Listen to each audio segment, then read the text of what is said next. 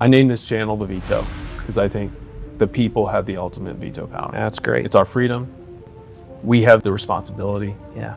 to watch over society, to veto the bad ideas Yeah. in the ballot box. That's good.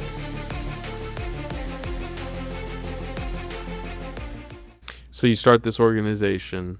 Tell me where it's at today and kind of the programs that you walk men through. Oh man, so we started in 2020. We started in my living room, which you can imagine my wife was pregnant at the time, so she loved that.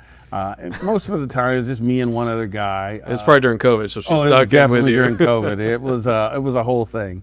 And then we quickly grew as we started to do it because we realized that there were a lot of men that were wondering, am I doing this right? You know, there was a lot of guys that were, at home with their wives and they're like, I don't know how well I'm doing.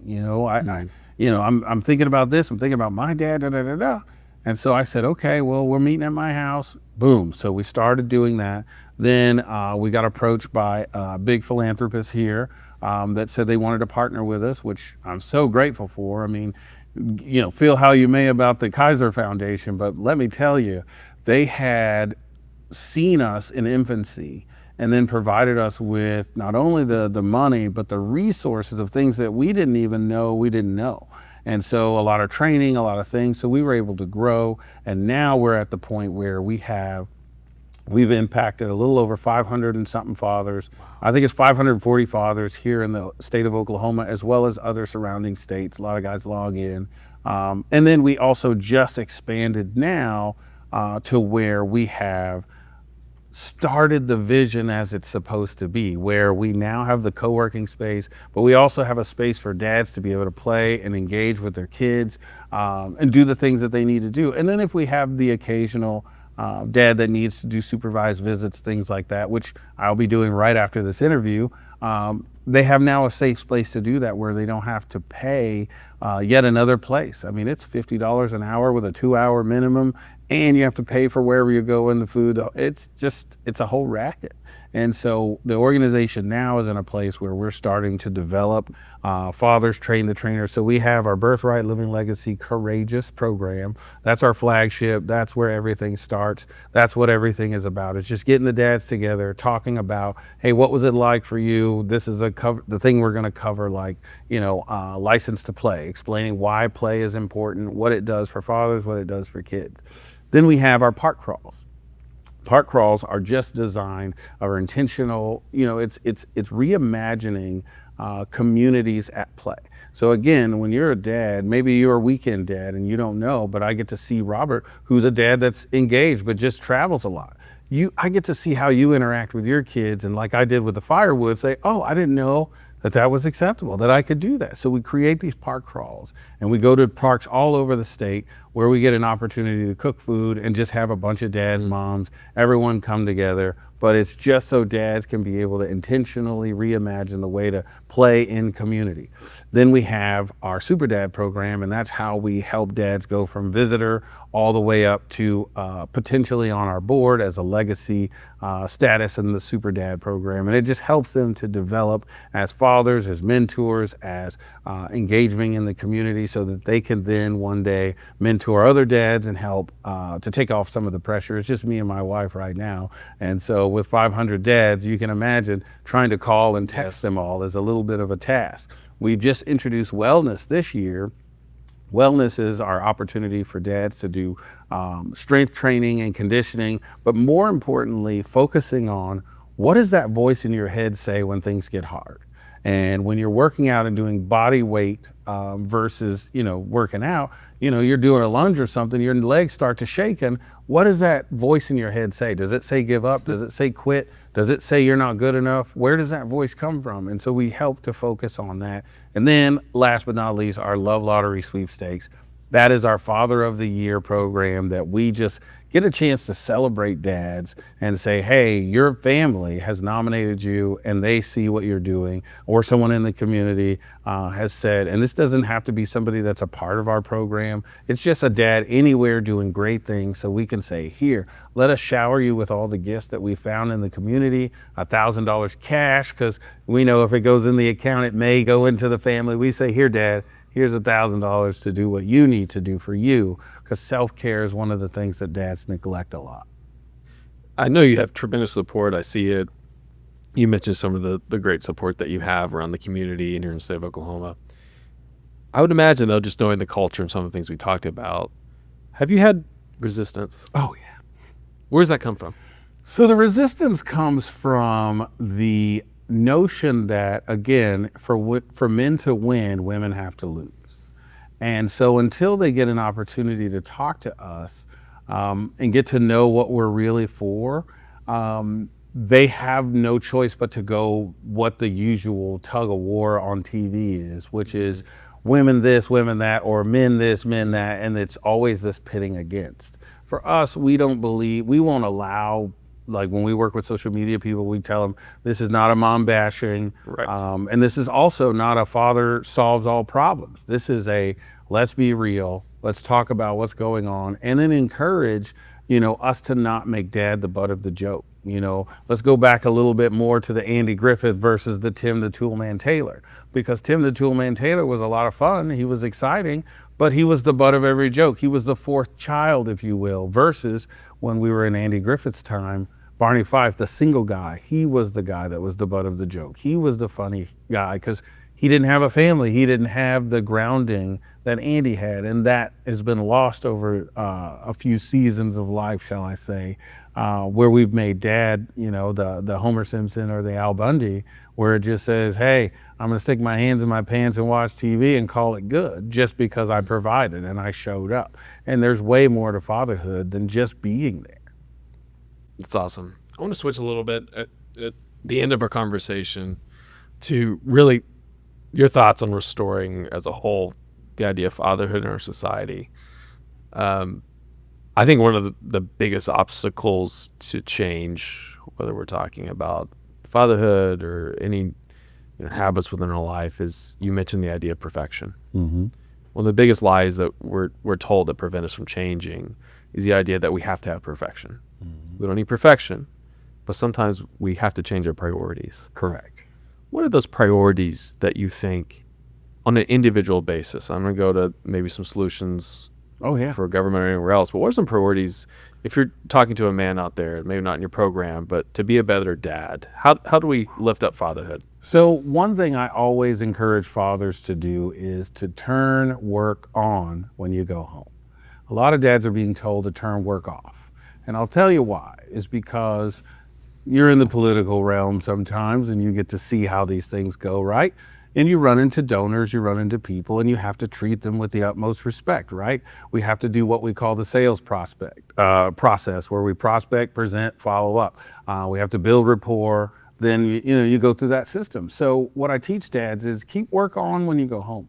When you see your wife or your partner or you see your kids, do the same thing. Build rapport. How was your day? Find out what's going on. Then you prospect, you present, and you follow up. The one product that you are selling as a father, there's only one product, and that is influence. If they are not buying influence from you, then they are purchasing it from somewhere else. It may be the idiot box, maybe friends at school, maybe whatever the case may be.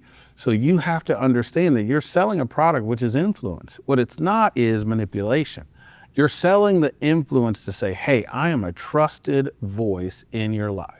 And so what I try to help dads to understand is if they go home and they take a genuine interest into their kids and to their spouses, just like they would a $1 million donor. I mean, I would be lying if I told you that I treat everybody the same. When you have somebody that that could literally change the course of your life with one stroke of a pen, it changes the way you respond. And so when you look at what your win is, that is what becomes the great. So that's what I look at my family as, is like, I'm waiting on them to stroke that pen to say, hey, I'm going to purchase your influence today. I'm going to give you my time. I'm going to give you my love. I'm going to give you my access. Because a lot of dads don't understand, just because you're in the home, just because you see your kids doesn't mean you have access to them, because they may have a barrier to say that you don't really care about me, or it's just a freedom of how perspective. So my thing is to teach dads, hey man, remember, treat them just like you would, that person that's about to buy a car from you, or that person that's about to donate to your campaign, or, that person that's going to throw a party for you, or whatever the case may be, because it makes you a little bit more responsive. And then once you're done, if you need to take 5 minutes in the car to just decompress and get ready, that's fine. But just know that you're trying to sell influence to your family. You're trying to make sure that they know that they matter as much as you would anywhere else. And this is why a lot of dads fail, is because what will happen is they'll get home, they'll get lethargic, they'll just be disconnected, they just want to relax, just leave me alone and whatever. But then when they go out to church, or they go out to a campaign or some function or a dinner, now it's, oh man, this is my son, this is my daughter, and then they're like, who is this guy? And that's hurtful. And so what we're trying to do is help them to understand, like, you need to be that guy when you go home too. Even if you have to put on the mask and pretend to some degree, it will come to you over time. But your children need to know, your spouse or co-parent need to know that they have the same level of respect and honor as you would give a stranger that you're trying to impress. It's just harder to do because they see you every day, Yes. and you don't get to hold up that curtain very, very high. Right. But what it does is it also helps you to become more authentically the person you want to be. I think it's awesome advice. Last question. If you take that and you go broader, we know data is very clear that if, let's say you're a policymaker at any level of government or you're a community leader, it certainly is clear, the data shows that the absence of fatherhood in our society is harmful, 100%. and you pay for it one way or another. Oh yeah. So what would be your advice to decision makers or people who are involved in the arena of making policies? What's some of your thoughts about solutions that would help return that influence of positive fatherhood back to our So my society? first thought would be to tell them you cannot legislate morality. That's one of the things I think a lot of people get lost in, is trying to legislate how they want people to think and feel. You can't do that. But what you can do is you can promote the values that promote the outcomes that we want. So we have a bill right now called HB 1082. And all this is saying is that outside of an abuse or provable, clear and convincing reason, both parents should be in the children's lives, because the data shows that that is the very best outcome for a child, is to have both parents, good or bad, in the sense of whether they like each other or not. And so I would tell legislators to think about what is going to put parents in the best position to be able to be engaged and active in their lives. Kentucky passed a bill some years ago called the Equal Shared Parenting Act, which is where we took 1082 from. The judge, Miss Micah, came in thinking, this is the dumbest thing I've ever heard. Why would we do this? This is so stupid. All the attorneys thought this is the dumbest thing. Like, we don't need to do that. And she found very quickly that this is actually the best thing for kids. And so her and a bunch of other judges in Kentucky started contesting and saying, wait a minute, we're seeing divorce has gone down. We've seen domestic violence gone down. We've seen the grade point averages of kids come up, the absenteeism go down, the behavioral issues that the children are having going down. The teachers are, it's just creating this community that says, hey, this is what we all said we wanted. So when we look at policies, it's like, okay, what are we trying to accomplish? What are the outcomes? And then has anybody anywhere ever tried it? Because again, what happens in Kentucky doesn't guarantee what happens in Oklahoma, but we can say, hey, it's a good gauge to say that fathers are 50% responsible for children. Why can't they be 50% involved with children? Because I guarantee you, this is what I tell candidates even running today when they're like, oh, we needed this. I say, listen to me. You guys want to change the schools, you want to change all these things. I guarantee if you look at any school district that's doing it what we call right, you will see two engaged, involved parents. It doesn't mean that they're married, doesn't mean that they're living together. What it means is when parent-teacher conferences come, when there's engagement, when there's involvement, both parents are saying, hey, how is my child's education and what can we do to be able to add to that?